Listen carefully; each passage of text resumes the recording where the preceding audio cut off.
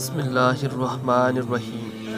حضرت علی رضی اللہ تعالیٰ عنہ فرماتے ہیں کہ اگر کوئی آپ کی فکر کرتا ہے تو اس کی قدر کرو، کیونکہ دنیا میں تماشائی زیادہ اور فکر کرنے والے بہت کم ہوتے ہیں۔ شیخ سعدی فرماتے ہیں کہ دوستی کا رشتہ بہت بہتر ہے رشتہ داری سے، کیونکہ رشتہ داروں سے رشتہ خون کا ہوتا ہے، دوستوں سے رشتہ دل کا ہوتا ہے، اور دل سارے جسم کو خون مہیا کرتا ہے۔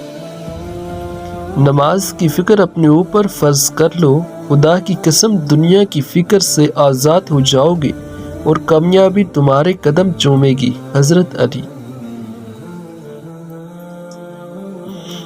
ہمیشہ سمجھوتا کرنا سیکھو، کیونکہ تھوڑا سا جھک جانا کسی رشتے کو ہمیشہ کے لیے توڑنے سے بہتر ہے۔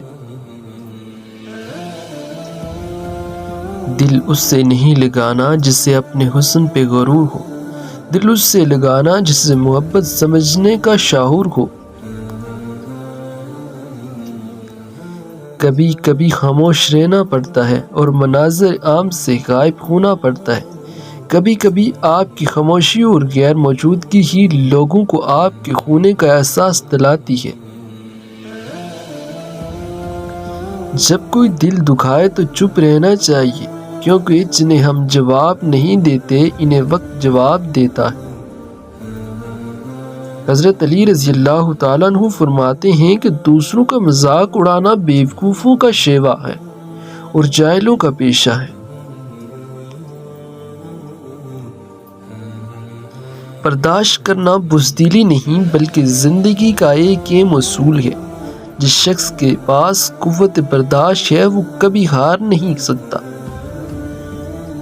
نصیحت وہ سچی بات ہے جسے ہم کبھی غور سے نہیں سنتے۔ غیبت وہ بدترین دھوکہ ہے کہ جسے ہم پوری توجہ سے سنتے ہیں۔ قدر کرنی ہے تو زندگی میں کرو، چہرے سے کفن اٹھاتے وقت تو نفرت کرنے والے بھی رو پڑتے ہیں۔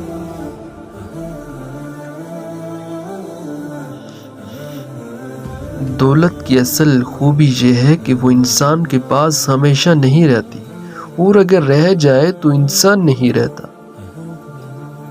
انسان کی قدر کرنا سیکھو۔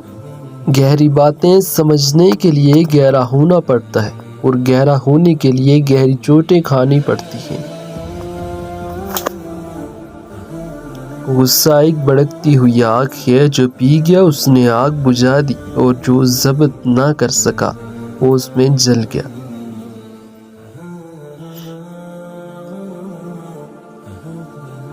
جو نیت میں کھوٹ آ جائے تو پھر یہ تینوں چیزیں راستہ بدل لیتی ہیں: مال، رزق، محبت۔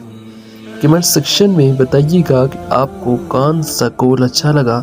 السلام علیکم۔